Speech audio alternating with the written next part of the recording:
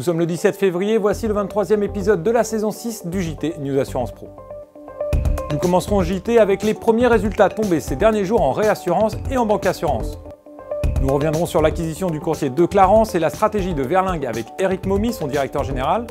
Enfin, nous parlerons risque, crédit et perspectives de santé des entreprises en France avec l'assureur spécialisé Euler Hermès. La saison des résultats s'est ouverte la semaine passée et va battre son plein dès cette semaine.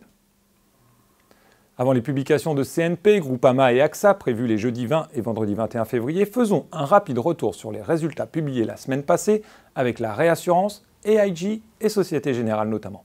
La saison des résultats s'est ouverte et tous les assureurs affichent des hausses de bénéfices. Aux États-Unis, AIG a retrouvé des couleurs avec un bénéfice net de 9,08 milliards de dollars pour un montant de revenus en baisse à 33,95 milliards de dollars. De son côté, Zurich Insurance frôle les 3 milliards d'euros de bénéfices pour 2013.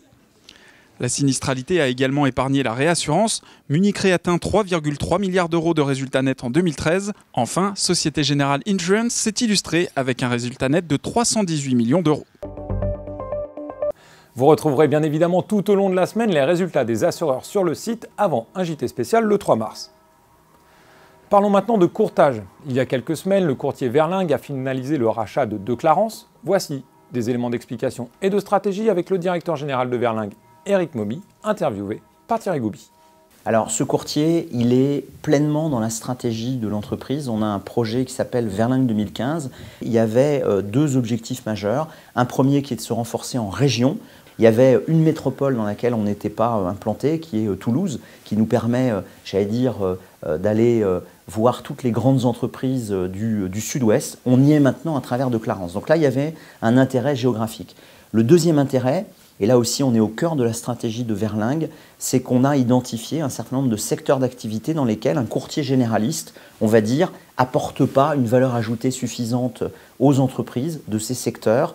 Et donc on a appelé ça chez nous des spécialités. On a identifié un certain nombre de spécialités qui nous intéressent, dont l'immobilier. Et en acquérant De Clarence, on achète le leader dans le domaine de l'assurance des professionnels de l'immobilier. Donc pour nous, De Clarence, on va dire que c'est véritablement une acquisition qui est pile dans la stratégie de Verlingue. Pour revenir sur les perspectives des résultats du courtage, je vous invite à revoir les interviews de Marsh, E.ON et Siaci réalisées lors des dernières rencontres Amrae. Avant de nous quitter, nous vous proposons un focus sur le risque crédit et la santé des entreprises en France. La situation économique reste sensible et les assureurs crédits se focalisent sur un segment particulier qui est souvent révélateur de la santé globale des entreprises françaises. On passe depuis 6 ans le cap en France des 60 000 défaillances par an, si je prends la France. On considère que c'est un régime de crise, mais l'essentiel c'est de voir ce qui compose ces 60 000 défaillances. Et depuis 7 ans, on a fait plus 60% sur les défaillances des entreprises de plus d'1 million. Et c'est celles-là qui ont un effet domino un peu dévastateur, à la fois socialement et financièrement sur l'économie, parce que ça entraîne beaucoup de fournisseurs en effet domino dans leur chute. Donc nous, on se focalise. Aujourd'hui, on a un indicateur chez Euler Hermès où on retraite les entreprises de moins d'1 million de chiffre d'affaires de ces statistiques.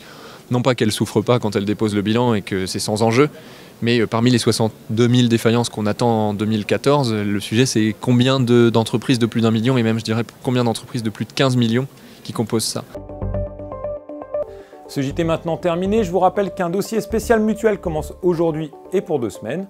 Quant à moi, je vous donne rendez-vous lundi 3 mars pour une nouvelle édition. Très bonne semaine à toutes et tous.